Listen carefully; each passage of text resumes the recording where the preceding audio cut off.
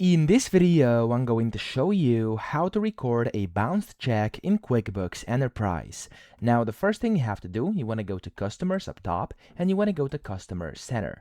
In here, you want to switch over to Transactions and then Received Payments.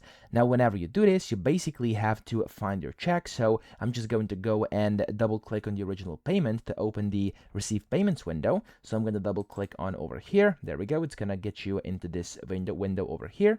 And then if you want to record a bounce check, click on up top where it says record bounce check, and from here you can just go ahead and manage this. So of course you want to type in the bank fee, date, expense account, and the class as well, and then from here you have to type in the customer fee as well and click on finish. So I'm just gonna go and do, for example, 2 over here and 2 over here. Then I'm gonna click on next, and then of course if everything looks good, I'm gonna click on finish, and there we go. That's how we can do it. So I hope this video helped you out. If it did, please subscribe to the channel and help me out as well.